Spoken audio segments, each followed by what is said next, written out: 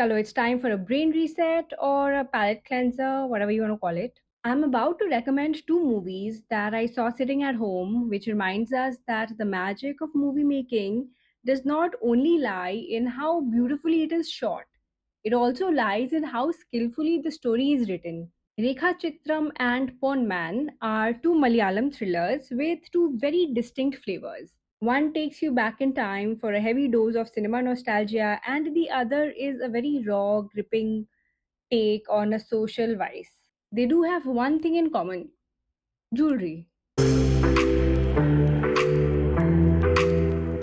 Let's start with Rekha Chitram. This one takes two very distinct themes and merges it so seamlessly that even though it was on the outset a murder mystery, exactly the kind that would keep you on the edge of your seat, I found myself anticipating Mammootty's AI generated version's cameo more than finding out who the killer was, or more importantly, how the murder was committed. Asif Ali.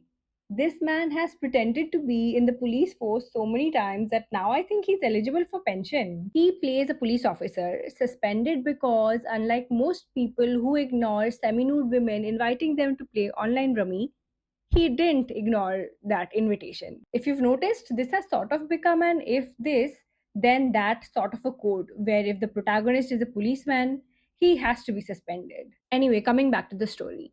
He's caught gambling and out of the station he goes till he's called back to service again in some remote area where crime vagera doesn't really happen. Until an elderly man offs himself in the middle of the jungle and live streams the entire incident. Yikes. The live stream has more. He confesses to a murder and names his accomplices, and one of them just happens to be a very big jeweler with a lot of clout. The only problem is that the crime was committed some 40 years ago. So the corpse, if at all one exists, is completely decayed. Any leads who could have helped out with the clues to solve the murder mystery are either too old or dead. And the victim herself was a nobody with hardly any trace of her identity anywhere. Can Asif Ali's Vivek identify the murdered person? And well, that's the murder mystery part of the movie. And it's not very different from the standard format for such stories, actually. What makes Rekha Chitram one of a kind and a must watch for cinephiles is that it derives from an actual movie, Kathudu Kathuram, which was released in the early 1980s. It's really interesting to see the exact same movie sets, hear the songs which were there in the original movie play out in the background, and see the old movie making process, the hurdles it faced in flashback scenes. And it's bound to hit you different if you've seen the original Mammootty starrer. I haven't, but if you have, it will hit you different. But what does that have to do with the murder? The person who's killed in the movie, her name is Rekha, played by a very charming Anaswara Rajan. She is a junior artist in the movie, in the original movie set. This part is completely imaginary. No real person was actually murdered during the filmmaking process. So the movie takes a past and reimagines how it could have happened. Alternate history, if you will. How he solves this case is very interesting. Vivek has to dig through old newspapers, magazine cuttings, speak to people who were probably there on set on the day of the murder, hunt down suspects, do a lot of legwork because, unlike today, when solving a mystery is somewhat possible by just sitting on a laptop because all the clues and evidence is digitally available, tracking a cold case is nearly impossible because of all the missing pieces. As the narrative unfolds, so does Rekha's character, and we see how a decades old partial skeleton turns into this lively young woman full of dreams and potential. The technical work in the movie also sets a benchmark on how to use technology when it is handed to you. No silly jungle animals, no Insta reel tricks, only a very believable AI version of Mammootty in his prime. For all of you who are somewhat new to Malayalam movies, I am. I mean, I've been watching Malayalam movies only since some years now. Mammootty is legendary. Think Amitabh Bachchan, Rajesh Khanna in Bollywood. And Dulquer Salman, that cute actor, Mammootty is his dad. So the second movie on the list is Pawn Man, and the moment Basil Joseph arrived on screen, I was ready for a few laughs.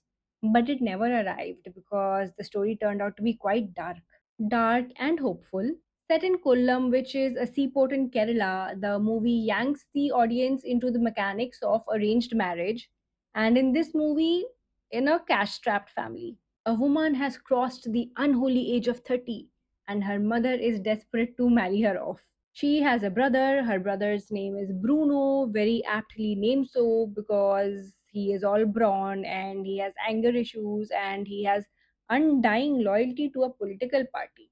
This brother also has an invisible bond with trouble and goes into hiding after beating up a clergyman for a very petty reason. But he also has an attempted murder case hanging on his head, so don't take him lightly. This is enough reason for no one in his political party to help him out financially for his sister's wedding, which he has fixed by promising 25 sovereigns or 200 grams of gold to the groom.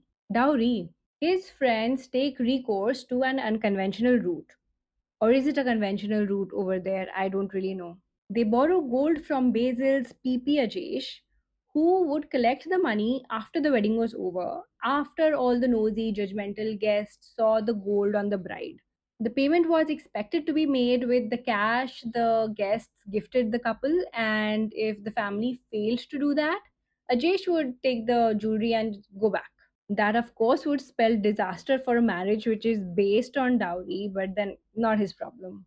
As you can guess, the bride's family fails to raise that money and they go on this extended spree of making excuses so that they can keep the jewelry for a few more days. But Ajesh is shrewd and he guards his gold like a dragon and he refuses to go back without the jewelry. The problem escalates when the groom turns out to be an absolute monster of a guy who is willing to even kill Ajesh to keep the gold.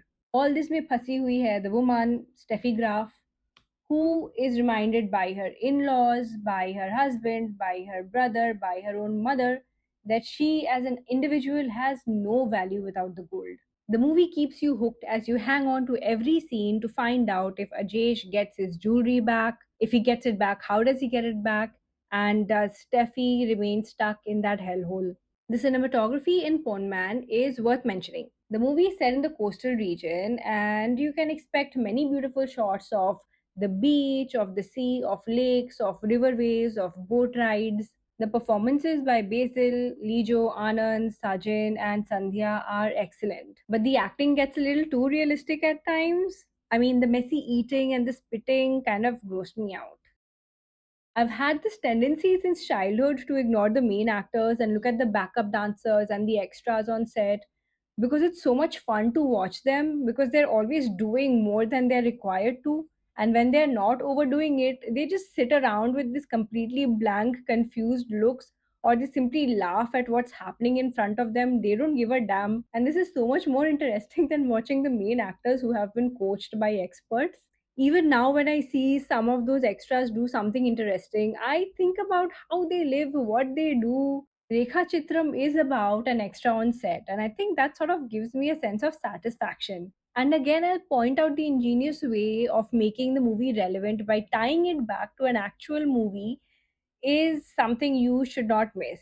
I recommend Ponman because, of course, the acting is excellent, but it also shines light on dowry without any moral posturing. If you check, the movie is categorized as a comedy, but I didn't find anything out and out funny because the matter was so serious. And the only funny thing maybe I can think of was Basil's body language, but I don't know if it was intentional or is it just stuck in my head that okay, it's this guy, so he has to do something funny. Rekhachithram is streaming on sonyliv and Ponman is on Hotstar.